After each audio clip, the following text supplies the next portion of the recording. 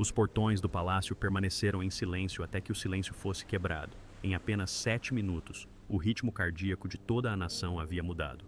As câmeras disparavam incessantemente. Sussurros se espalharam e um porta-voz solene apareceu. Suas palavras destruíram semanas de especulação e romperam a calma cuidadosamente mantida. Não se tratava apenas de uma atualização sobre a saúde. Era uma bomba que abalou todos os círculos de poder. A Grã-Bretanha temia que este dia chegasse. E agora chegou. Antes de nos aprofundarmos no verdadeiro significado disso para a família real, lembre-se de se inscrever para não perder nenhuma atualização. A conferência de imprensa surpresa no palácio atingiu a nação como um raio. Durante semanas, circularam rumores sobre a saúde do rei, cautelosamente repetidos por comentadores e cuidadosamente descartados pelos canais oficiais. Mas naquele dia, todo aquele delicado drama desmoronou num único instante. As emissoras de televisão começaram a transmitir ao vivo, jornais se aglomeraram em frente ao Palácio de Buckingham e pessoas comuns grudaram os olhos nas telas, incrédulas. As palavras dos porta-vozes foram cuidadosamente escolhidas, calculadas para soar calmas, mas repletas de significados ocultos. Frases como um ponto de virada e um novo capítulo carregavam uma nuance inconfundível, sinalizando que o que antes fora descartado como meros rumores, agora entrava no reino da verdade inegável. O que chocou as pessoas não foi apenas o conteúdo da declaração, mas também o tom e as pausas. O peso estava oculto em cada palavra meticulosamente escolhida. Em poucos minutos, multidões começaram a se reunir do lado de fora dos portões do palácio. Algumas chegaram em silêncio, atraídas mais pelo instinto do que por ordem. Outros chegaram carregando pequenas bandeiras ou fotografias, sem saber ao certo se estavam testemunhando o início do luto ou um momento histórico sendo forjado. O ar estava denso com um silêncio sepulcral, quebrado apenas por suspiros ocasionais, enquanto anúncios eram reproduzidos em telas de televisão instaladas em prédios próximos. Uma sensação geral de choque se espalhou como uma onda, estranhos se abraçando sem dizer uma palavra. Jornalistas trocaram olhares significativos. A nação gradualmente percebia que aquilo não era apenas um revés na saúde do rei, mas um ponto de virada. Contudo, por trás da linguagem formal e do luto nacional, havia sinais sutis de que algo muito mais importante estava em jogo. A declaração mencionava a estabilidade e a continuidade da coroa, uma formulação incomum para uma notícia supostamente sobre saúde. Jornalistas veteranos especializados na realeza reconheceram imediatamente a linguagem codificada, frequentemente usada historicamente quando o palácio se preparava para mudanças estruturais significativas nos bastidores. Parecia que o público estava apenas tomando conhecimento da superfície de uma realidade muito mais profunda. Um vislumbre cuidadosamente orquestrado da tempestade que se forma dentro do palácio. Aumentando o mistério, está a notável ausência. A rainha Camila, famosa por estar sempre ao lado do rei em eventos públicos, estava visivelmente ausente. Sua ausência não foi explicada e nenhuma declaração separada foi emitida em seu nome. Esse silêncio foi revelador. Na história da realeza, as ausências costumam ter um significado maior do que as aparições. Este acontecimento, num dia nacional tão importante, suscitou questões que em breve se transformariam numa onda de especulações. Teria sido luto, conflito interno, ou algo mais delicado que causara a sua ausência? Ninguém fora do palácio podia afirmar com certeza, mas todos compreendiam o seu significado. Entretanto, dentro do palácio, os assessores trocavam olhares apreensivos ao término da reunião. Muitos deles vinham trabalhando arduamente por semanas a fio, tentando manter uma aparência normal, mesmo quando os sinais de estresse se tornavam cada vez mais difíceis de esconder. O que o público não sabia era que o momento desse anúncio nunca fez parte do plano de mídia cuidadosamente elaborado pelo palácio. Algo os obrigou a fazê-lo. As palavras transmitidas ao mundo foram cuidadosamente escolhidas, mas o momento não. Da noite para o dia, um acontecimento repentino, descrito internamente como extremamente alarmante, não deixou ao palácio outra opção senão agir rapidamente. O que deveria ter sido uma mensagem controlada tornou-se uma revelação forçada. As repercussões foram imediatas. Os meios de comunicação noticiaram 24 horas por dia, 7 dias por semana, especialistas comentaram ao vivo na televisão e os observadores da realeza começaram a ler cada palavra da declaração do palácio. Em todo o reino, uma onda silenciosa de perplexidade misturada com tristeza começou a se espalhar. Aqueles que cresceram com Charles como uma figura familiar agora enfrentam um futuro que se tornou repentinamente incerto. O problema reside não apenas em sua doença, mas também na fragilidade da instituição que ele representa. Este momento abalou a fachada aparentemente invencível da família real. A monarquia, geralmente envolta em rituais e estabilidade, encontra-se agora à beira do colapso. No entanto, essa declaração é apenas a ponta do iceberg. Sob essa fachada, esconde-se uma noite silenciosa de pânico, ligações codificadas e decisões tomadas à meia-noite que mudarão tudo. A história que a Inglaterra ouviu era apenas metade da verdade sobre o que realmente aconteceu. Mas para entender por que esse momento teve um peso tão imenso, precisamos ir além do palácio, voltar à noite em que tudo mudou, quando os sussurros se transformaram em pânico e o futuro da monarquia começou a vacilar. Enquanto a nação dormia, Balmoral despertou em meio ao caos. O que começou como um exame de saúde de rotina transformou-se em uma reunião de emergência à meia-noite, que os envolvidos descreveram como um momento sem volta. Os telefones vibravam incessantemente com mensagens criptografadas. Médicos foram enviados no escuro. À meia-noite, a família real encontrava-se no limiar da história, confrontando uma realidade que fugia ao seu controle. Esta tempestade noturna começou silenciosamente. Mais cedo nesse dia, o médico pessoal do rei Carlos tinha reparado em alterações subtis, mas alarmantes, durante um exame de saúde de rotina. Inicialmente, as preocupações foram mantidas em segredo, mencionadas apenas a um pequeno grupo de profissionais médicos, longe de olhares curiosos e dos boletins informativos diários do palácio. Mas os sinais preocupantes tornaram-se tão significativos que não puderam ser ignorados. Exames adicionais foram solicitados imediatamente, realizados discretamente, com instruções rigorosas para que nenhuma informação fosse divulgada pelos canais de comunicação normais. Ao anoitecer, o rei foi persuadido a permanecer em Balmoral para observação contínua, sob o pretexto de repouso, mas aqueles mais próximos da equipe médica entenderam que aquilo não era mais uma medida preventiva, era uma questão urgente. Ao pôr do sol, enquanto todo o país adormecia, um cenário completamente diferente se desenrolava dentro do complexo real.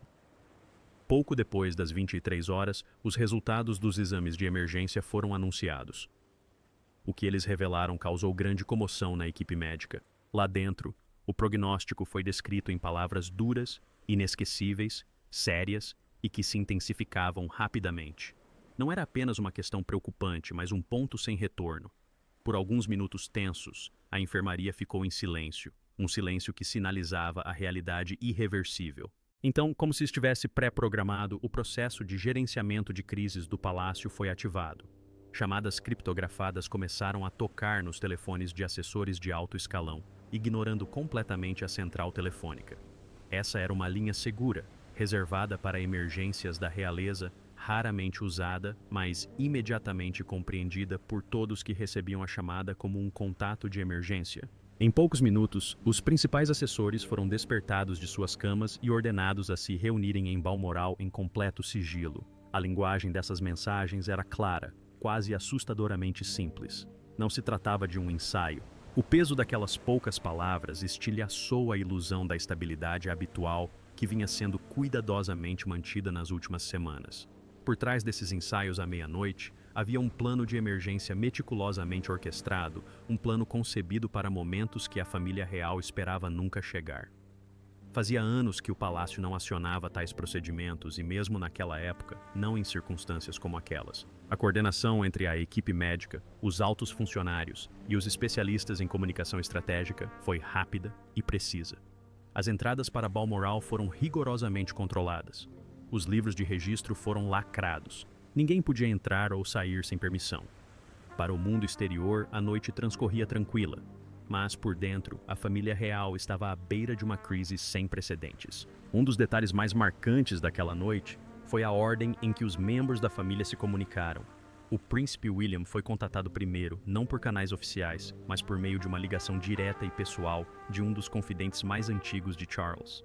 Segundo pessoas próximas a ele, o tom daquela ligação foi diferente de tudo que o príncipe já havia ouvido. Era uma mensagem pesada, urgente e decisiva.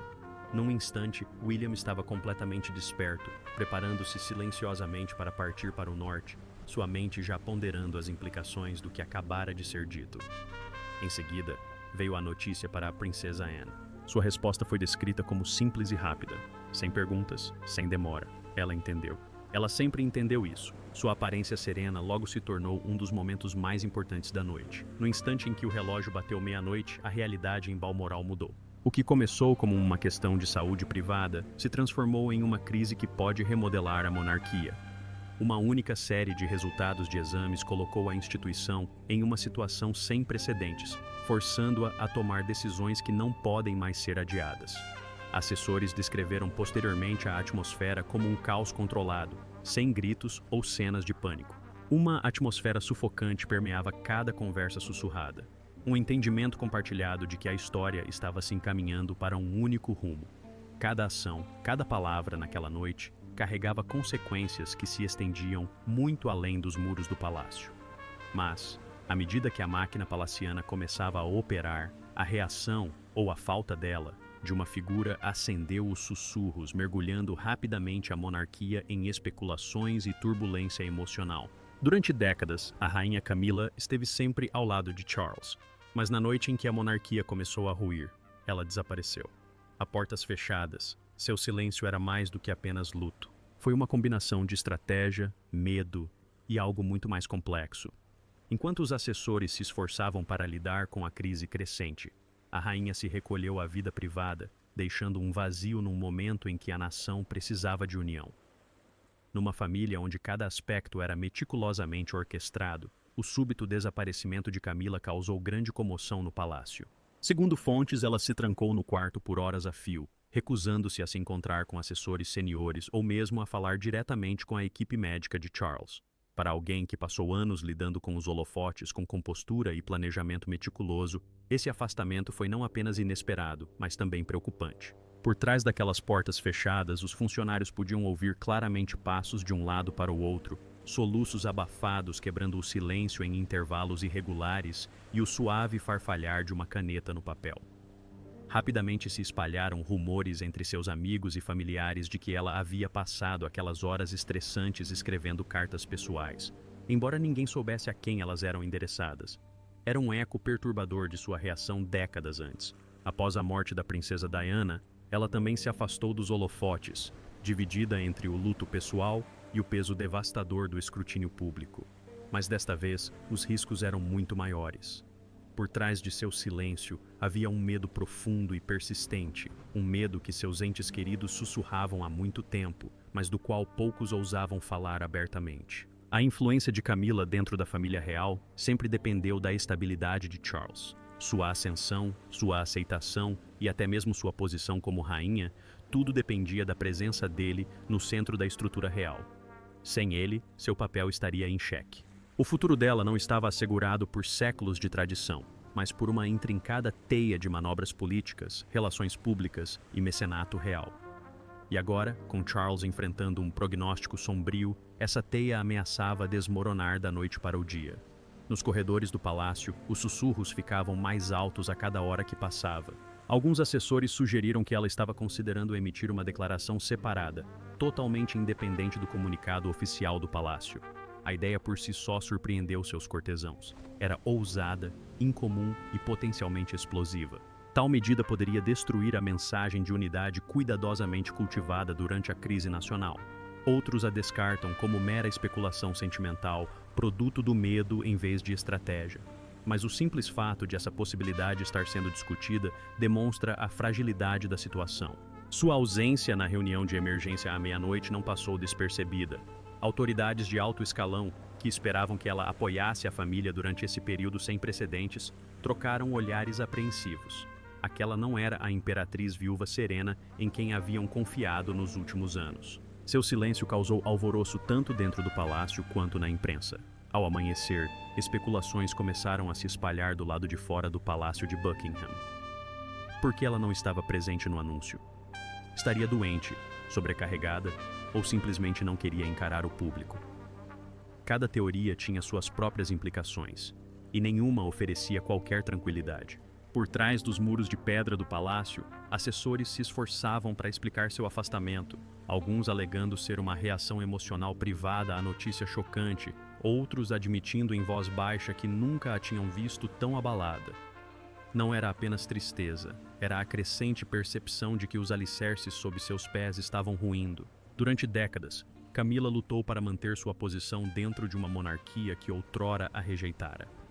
Ela suportou oposição pública, ceticismo institucional e comparações constantes com Diana. Mesmo assim, perseverou, permanecendo ao lado de Charles como sua parceira inabalável. Mas agora, à medida que suas forças diminuem, também se desvanece a certeza do papel dela. Seu silêncio não é apenas uma pausa, é o som de alguém reajustando sua posição dentro de uma monarquia onde as linhas de poder estão sendo rapidamente redesenhadas. Enquanto Camila recuava, William avançava, não como herdeiro do trono, mas como um homem preparado para liderar, e suas ações silenciosas e decisivas mudariam tudo. Mesmo antes do amanhecer, outra campanha real já estava em andamento. Embora o palácio mantivesse a linguagem previamente combinada, o príncipe William agiu rapidamente nos bastidores. Em uma única noite, ele se transformou de um jovem ansioso em um futuro rei. Isso não foi hesitação, mas sim o destino, uma preparação. Pela primeira vez, aqueles próximos a ele sussurraram que Guilherme não estava apenas esperando a história acontecer. Ele estava fazendo história. Nas horas que se seguiram à tempestade da meia-noite em Balmoral, enquanto seus ajudantes se esforçavam para restabelecer a ordem, Guilherme começou a executar seu próprio plano. Ele convocou uma série de reuniões secretas no Palácio de Kensington, bem longe dos centros de comunicação tradicionais que normalmente atrasariam o processo de tomada de decisões do palácio. Os convocados não eram figuras cerimoniais comuns, eram cortesãos de alto escalão, conselheiros de confiança e estrategistas de comunicação, cuidadosamente selecionados por sua capacidade de agir com rapidez e discrição. A urgência era evidente. A postura oficial do palácio era de calma e estabilidade. Mas William entendia o que poucos ousavam dizer. A monarquia estava entrando em um período de grande incerteza, e a espera passiva não era mais uma opção. Ele defendeu a transparência, desafiando as estratégias de mídia cautelosas e rigidamente controladas que prevaleceram durante o governo de seu pai. William argumentava que o silêncio apenas alimentava a especulação e o caos, especialmente em um momento em que a confiança pública nas instituições estava vacilante. Sua abordagem era meticulosamente calculada, quase nos mínimos detalhes. Ele queria garantir que, quando o palácio se pronunciasse, sua mensagem não apenas controlasse a narrativa, mas também tranquilizasse a nação, demonstrando que a liderança permanecia firme. Não se tratava de um príncipe desempenhando um papel temporário. Era um homem assumindo o poder com clareza e determinação. Em segredo, Charles reconheceu essa realidade discretamente. Apesar da saúde debilitada e das notícias devastadoras que recebeu, compreendeu a necessidade de conceder ao filho poderes raramente outorgados antes de uma transferência formal de poder. Privadamente, concedeu a William uma autoridade decisória sem precedentes em certas áreas da mídia e das relações públicas. Não houve decreto oficial, nem anúncio público, apenas uma conversa privada e solene entre pai e filho, marcando uma mudança discreta na hierarquia real. Aqueles próximos a ele descreveram o momento como inevitável e profundamente comovente, uma fusão da angústia pessoal do pai com a visão política do rei. A postura de William durante esse período foi vista por muitos como uma transformação, calmo, sereno e firme.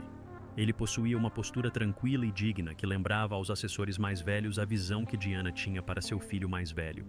Parecia que o peso do legado de seu pai e de sua mãe havia convergido nele naquela noite. Ele não exagerou em seu papel, nem hesitou em preencher as lacunas deixadas pela indecisão do palácio. Cada palavra que proferia, cada estratégia que defendia, carregava uma inconfundível qualidade de liderança. Era mais do que simplesmente a aparência de um futuro rei. Essa era a base sólida da monarquia, revelando-se num momento de profunda vulnerabilidade. No entanto, o círculo íntimo de Camila não ignorava o que estava acontecendo. Dentro desse círculo, a inquietação começou a crescer. A rápida consolidação da influência de William era inegável, e para aqueles que há muito contavam com a presença de Charles para equilibrar a dinâmica interna, essa mudança repentina foi perturbadora. Os conselheiros da rainha temiam que seu poder de controle tradicional pudesse ser completamente desconsiderado. Eles observaram William forjar alianças, não por meio de confrontos, mas por meio de ações discretas e decisivas que deixavam pouco espaço para resistência. Entre aqueles que apoiaram William estava a princesa Anne. Ela chegou rapidamente a Balmoral, compreendeu imediatamente a gravidade da situação e passou a apoiar firmemente o papel emergente de William. Seu apoio carregava um imenso significado simbólico. Ana era amplamente considerada uma das figuras mais respeitadas da família real, firme, leal e pragmática. Seu apoio era tácito, mas palpável. Ao se aliar discretamente a Guilherme, ela sinalizou aos demais membros da família real que essa não era uma medida temporária. Isso marcou o início de um reequilíbrio de poder. Para os observadores mais atentos, a mudança foi inegável. William não estava mais desempenhando um papel secundário. Ele presidiu reuniões estratégicas, ditou a mensagem e tomou decisões que moldariam a forma como a nação percebia a monarquia durante seu momento mais frágil em décadas. Foi naquela noite que o herdeiro começou a agir como o rei de que a instituição logo precisaria. Mas enquanto Guilherme exercia o poder habilmente nas sombras, Carlos enfrentava algo muito mais pessoal e implacável do que a política da corte. Na penumbra de seu gabinete particular, o rei Charles convocou duas figuras de confiança, sua irmã, Anne, e um assessor leal de longa data. O encontro que se seguiu não foi uma reunião estratégica, mas uma confissão. Décadas de arrependimento, medo e uma revelação chocante foram expostas naquela sala. Para um homem que esperou a vida inteira para usar a coroa, este foi o momento em que ele confrontou a realidade de seu reinado e o que o aguardava. Durante anos, Charles foi definido pelo dever, pelo ritmo implacável das expectativas reais. Mas esta noite, a portas fechadas, ele deixou de lado suas vestes cerimoniais e falou com absoluta sinceridade. O diagnóstico que recebera anteriormente não era apenas grave, mas também mudara completamente sua vida. Pela primeira vez, ele compartilhou a gravidade de seu estado de saúde com alguém fora de sua equipe médica. Sua voz, embora ainda firme, carregava a ansiedade de alguém que acabara de perceber os limites de suas próprias forças. Ele não usou linguagem florida nem formalidades reais. Falou francamente, deixando a dura verdade pairar no ar como um véu pesado. Anne ouviu em silêncio, os olhos fixos no irmão, compreendendo que aquilo era mais do que uma simples revelação sobre a saúde dele. Esse foi o início de algo irreversível. Conforme a conversa se aprofundava, Charles passou do presente para o passado. Ele refletiu sobre promessas não cumpridas, promessas intimamente ligadas ao legado de Diana. Durante décadas, a presença dela assombrou seu reinado como uma sombra invisível. Ele relatou conversas privadas, promessas feitas em momentos de culpa e fraqueza, e suas tentativas frustradas de reconciliar a imagem da monarquia com a memória da mulher que o mundo um dia adorou. Ele admitiu que algumas feridas nunca cicatrizaram, não apenas em sua família, mas também dentro de si mesmo. Havia uma tristeza persistente em sua voz, a tristeza de alguém que ascendeu ao trono, mas nunca conseguiu se livrar das lembranças assombrosas que o acompanhavam. Então veio a confissão mais vulnerável da noite. Charles admitiu seu medo de que, sem ele, a posição de Camila seria muito mais precária do que o público imaginava. Ele reconheceu o que muitos no palácio já sabiam em silêncio. A influência dela se baseava na estabilidade dele. À medida que ele enfraquecia, era inevitável que surgissem questionamentos sobre o papel futuro dela, tanto dentro da família real quanto entre o público. Não se tratava de uma declaração estratégica, mas da confissão emocional de um marido que passara décadas lutando para legitimar a mulher que amava, apenas para perceber que a estrutura que sustentava o poder dela poderia desmoronar em sua ausência. E então, como se estivesse desvendando a última camada de segredo, Charles revelou algo que surpreendeu até mesmo Anne. Ele falou de uma carta, um documento há muito comentado, escrito anos atrás, mas nunca reconhecido publicamente. Essa não era uma carta qualquer. Era seu manifesto pessoal, redigido durante um dos períodos mais sombrios de sua vida, após a morte de Diana. Nele, ele registrou seus pensamentos mais profundos, seus medos mais íntimos e sua orientação para o futuro da monarquia, caso surgissem circunstâncias imprevistas, circunstâncias cuja existência poucos conheciam. Poucas pessoas compreendiam a importância da carta, e agora, naquela noite decisiva, ele havia confiado o conhecimento de seu conteúdo a duas pessoas que acreditava que entenderiam seu significado sem julgamentos. A reação de Anne foi diferente de tudo que sua equipe havia presenciado em décadas. Ela era conhecida por sua resiliência, sua capacidade de manter a calma mesmo nas tempestades mais violentas. Mas quando Charles falou, sua expressão suavizou, e quando ele mencionou a carta, Algo dentro dela se despedaçou. Testemunhas descreveram mais tarde ter visto lágrimas escorrendo pelo seu rosto. Um momento raro e profundo revelou a intensidade do peso emocional naquela sala. Não se tratava apenas de um rei enfrentando a morte, mas também de um irmão confrontando sua irmã com verdades que havia mantido ocultas por anos. A conversa naquele escritório era mais do que simplesmente reviver confissões pessoais. Isso deu início a uma cadeia de eventos silenciosa, porém irreversível, que remodelou a monarquia. O que havia permanecido oculto por décadas estava prestes a vir à tona. A carta a qual Charles se referia não era mais uma relíquia distante. Estava prestes a se tornar o documento mais importante de seu reinado. E essa mesma carta, lacrada, escondida e esquecida pelo público, logo reapareceria para remodelar a monarquia da noite para o dia. Durante anos, rumores sobre uma carta secreta rondaram o palácio. Um documento que Charles escreveu após a morte de Diana destinava-se a um momento de crise. Esse momento havia chegado. Encontrada nos arquivos reais no meio da noite, a carta não oferecia nenhuma previsão do que estava por vir. Eles explodiram tudo. Após sua confissão emocionada, seus assessores de confiança agiram com rapidez e discrição. Este não era um assunto que pudesse ser resolvido por meio de procedimentos administrativos comuns. Sob as ordens de Charles, um conselheiro sênior emitiu uma ordem discreta através de uma rede privada usada apenas para os assuntos reais mais sensíveis. No fundo dos arquivos, onde documentos pessoais e papéis constitucionais são mantidos longe do escrutínio público, jazia a carta sobre a qual os próximos ao rei sussurravam há décadas. Selada com o selo pessoal do rei, a carta permaneceu intocada desde o dia em que foi escrita. Poucos acreditavam que ela ainda existisse. Mas à meia-noite, os arquivistas confirmaram o que apenas alguns poucos sabiam. A carta era real e seu conteúdo mudaria tudo. Não se tratava apenas de uma reflexão emocional. Era um manifesto. Redigida por um homem que viveu um dos períodos mais sombrios da monarquia e que pretendia garantir que a história jamais deixasse a coroa vulnerável novamente, a carta delineava as instruções pessoais de Charles sobre a ordem de sucessão em caso de incapacidade repentina ou crise desestabilizadora.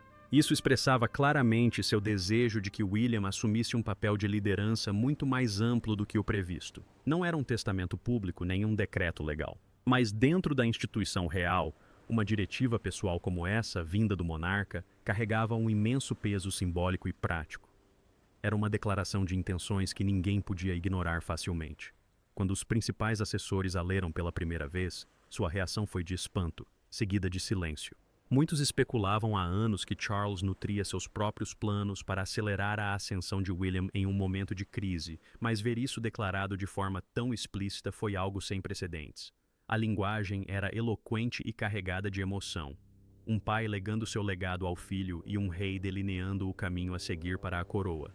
Poucas horas depois de ter sido encontrada, a carta foi mostrada a um pequeno grupo restrito: William, Anne, o conselho privado e os principais consultores jurídicos. Ninguém mais teve permissão para vê-la. Foi uma disseminação controlada de informações, planejada para minimizar vazamentos e, ao mesmo tempo, garantir que aqueles que precisavam saber compreendessem a gravidade da situação. No entanto, havia uma pessoa completamente alheia a tudo: Camilla. Ela não fazia ideia de que a carta existia. Ela soube dessa informação por meio de conversas sussurradas entre funcionários de alto escalão. Uma revelação que rapidamente se tornou um assunto muito comentado. Durante anos, ela acreditou que sua posição ao lado de Charles garantia seu lugar no futuro da monarquia. Esta carta provou o contrário. Não mencionou em nenhum momento a possibilidade de ela assumir um papel mais importante. Em vez disso, toda a atenção e o poder foram direcionados para William. O aparato palaciano começou a sofrer mudanças da noite para o dia.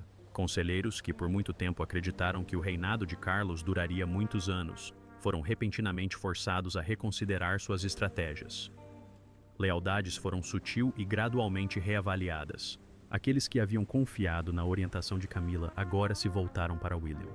Reuniões foram remarcadas, prioridades foram ajustadas e preparativos discretos começaram para situações que pareciam tão improváveis poucos dias antes.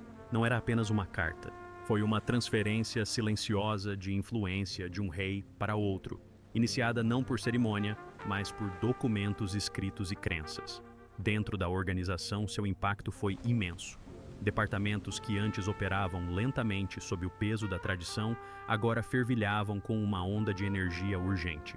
Consultores jurídicos analisaram as implicações da carta. Altos membros da corte debateram seu valor constitucional. E Guilherme, agora plenamente ciente do conteúdo da carta, começou a se comportar de maneira diferente. Ele não estava apenas se preparando para apoiar o rei, estava se preparando para ocupar a sombra do rei. E quando Camila finalmente soube o conteúdo da carta, a frágil paz no palácio desmoronou. No momento em que Camila soube da carta, a atmosfera no palácio mudou. A portas fechadas, ocorreu um confronto tenso e emotivo. Lágrimas foram derramadas. As vozes se intensificaram. Anos de convivência tensa entre a rainha e o futuro rei culminaram em um conflito aberto. A monarquia já havia enfrentado muitos escândalos, mas esta era uma batalha interna. Para Camila, revelar as instruções privadas de Charles era nada menos que uma traição. Ela passara décadas navegando por um regime que outrora a rejeitara, suportando constante escrutínio e hostilidade pública, para finalmente apoiar Charles como rainha. Ela acreditava que o vínculo entre eles era inabalável, que o poder que detinha estava inextricavelmente ligado ao seu reinado. Mas a carta destruiu essa ilusão. Ela foi escrita muitos anos antes, numa época em que ela ainda não havia assumido completamente seu papel público. No entanto, seu conteúdo nunca foi alterado para refletir sua posição dentro da monarquia. Era como se Charles tivesse elaborado um plano para o futuro sem ela no centro. Saber que decisões tão importantes haviam sido tomadas sem a sua participação a magoava profundamente. A questão não era apenas sobre a sucessão. O problema residia na confiança. Ou melhor, na perda repentina dessa confiança. Quando o confronto final ocorreu, William manteve a calma. Ele não se deixou abalar pela fúria dela. Não recuou. Em vez disso, invocou as próprias palavras que Charles havia escrito no testamento de seu pai, a voz de seu pai. Para Guilherme, esta não foi uma vitória pessoal, nem uma luta pelo poder. Foi a conclusão daquilo que o próprio rei havia iniciado. Seu tom era calmo, mas resoluto. Ele enfatizou o dever, o legado e a continuidade, a linguagem da realeza. Mas por trás daquela calma exterior, havia uma compreensão silenciosa. Era um momento em que o equilíbrio de poder dentro do palácio estava se inclinando irreversivelmente para a frente. O papel de Ana nesse confronto provou ser crucial. Tendo estado presente quando Carlos confessou, ela compreendeu tanto o peso emocional quanto as implicações práticas da carta. Ela não tomou partido por ambição ou rivalidade, mas por lealdade à visão de seu irmão. Contudo, o apoio de Anne a William apenas intensificou o sentimento de isolamento de Camila. Durante anos, Anne e Camila mantiveram uma relação cordial, mas distante. Agora, essa distância tornara-se ainda mais acentuada. Enquanto Ana estava ao lado de Guilherme, Camila subitamente se viu subjugada não apenas pelo poder de sua geração, mas também pela autoridade moral da irmã do rei, uma mulher renomada por sua lealdade inabalável à instituição.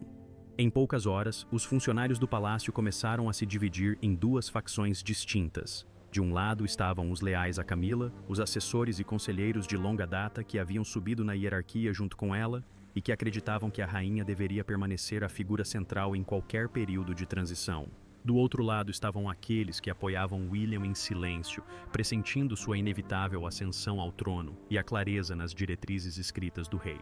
O que antes era uma família real unida e coesa, começou a se dividir em linhas invisíveis. As conversas tornaram-se mais cautelosas. As reuniões ocorreram em uma atmosfera completamente diferente. A lealdade foi reavaliada em sussurros, e inevitavelmente informações começaram a vazar. Narrativas sutis, porém deliberadas, surgiram na imprensa, moldando a luta pelo poder que se desenrolava para que o público a compreendesse. Algumas retratavam Camila como uma vítima angustiada, uma mulher forçada a lidar com os motivos ocultos do marido em seu momento de maior vulnerabilidade. Outras descreviam William como um líder calmo e decisivo, defendendo o futuro da monarquia. Cada vazamento foi meticulosamente orquestrado, cada manchete estrategicamente colocada. O palácio há muito tempo se apoiava na projeção de uma imagem de unidade. Agora esse véu começava a ruir. Essa mudança não passou despercebida pelo público. Observadores e comentaristas da realeza começaram a examinar minuciosamente cada gesto, cada palavra, cada ausência em aparições oficiais. A graça e a harmonia inerentes à família real agora pareciam tensas, revelando fissuras que não podiam mais ser escondidas. O que diferencia este escândalo dos anteriores é a sua origem.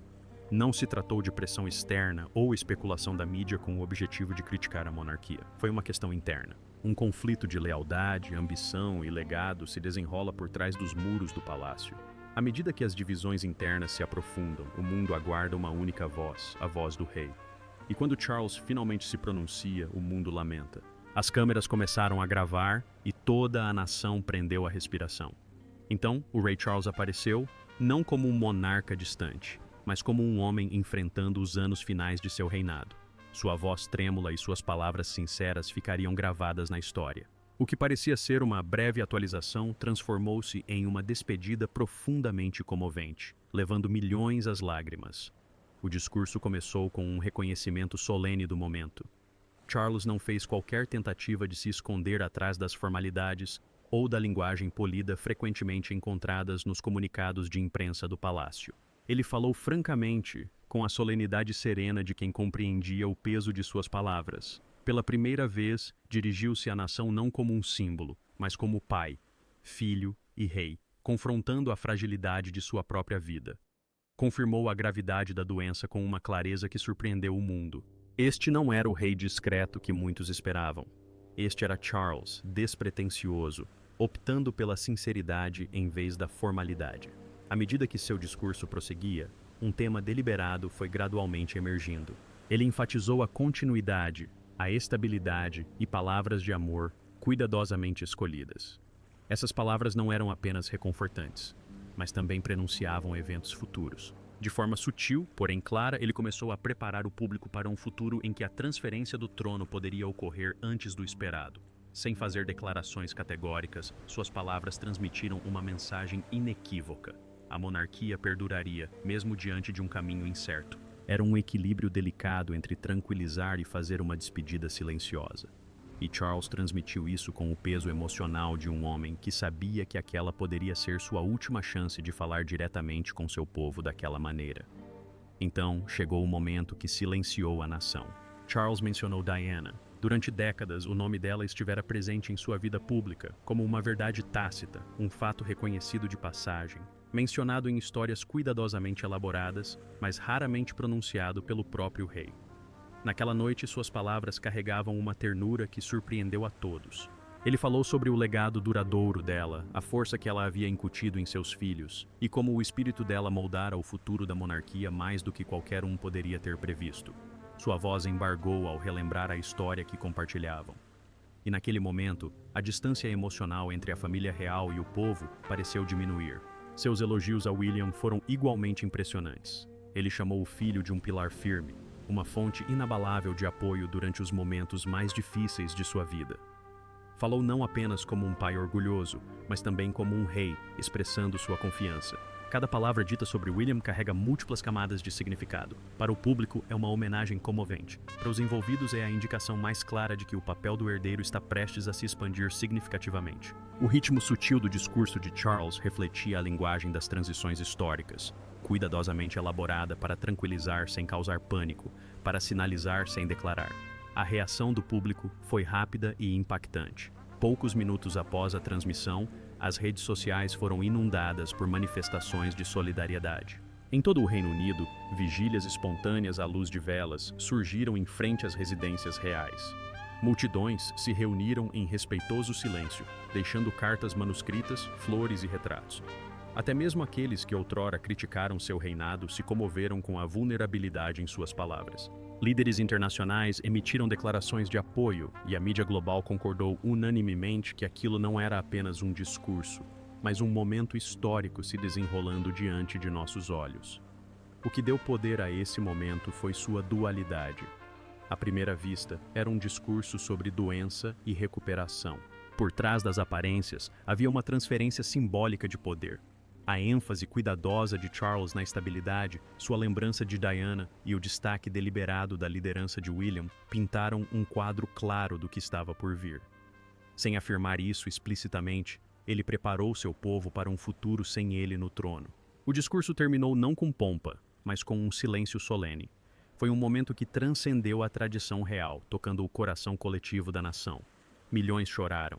Não apenas por um rei em crise, mas também pela sensação de que uma era estava mudando diante de seus olhos. Mas, mesmo enquanto o mundo o lamentava, a verdadeira batalha pelo trono já se anunciava. Nos dias que se seguiram ao discurso de Charles, a Inglaterra se viu suspensa entre o passado e o futuro. A lealdade pública se voltava para Guilherme e Catarina, enquanto, dentro do palácio, as facções se entrincheiravam cada vez mais.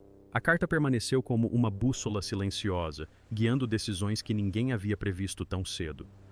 Os rumores sobre um decreto iminente tornaram-se mais altos. A monarquia não estava mais esperando pela história. Ela estava se precipitando em direção a ela. Em todo o país, uma mudança notável no clima se fez presente. As cerimônias religiosas continuaram em frente às residências reais, mas as conversas agora se voltavam para o futuro. William e Catherine emergiram como símbolos de força e continuidade em um momento de grande incerteza. Sua postura calma, ponderada e unida ressoou profundamente em um público que buscava desesperadamente por segurança. As multidões que antes se manifestavam em apoio a Charles agora estavam ao lado deles. Isso não foi orquestrado por meio de pronunciamentos ou discursos retóricos. É um processo natural, uma transferência silenciosa mais poderosa de crenças de uma geração para a seguinte. Aos olhos de milhões, o futuro já não está tão distante. Estava tudo diante de seus olhos. No entanto, dentro do palácio, o clima estava longe de ser homogêneo. Os conselheiros de Camila, plenamente conscientes da ascensão meteórica de Guilherme, começaram a agir com sutileza e precisão. Eles entenderam que a influência dela corria o risco de diminuir rapidamente se a ascensão de William se acelerasse. As reuniões eram realizadas em tom de voz baixo. Estratégias foram elaboradas para garantir seu papel a longo prazo dentro da instituição, independentemente de como a transição se desenrolasse. Suas manobras não foram ruidosas nem confrontadoras.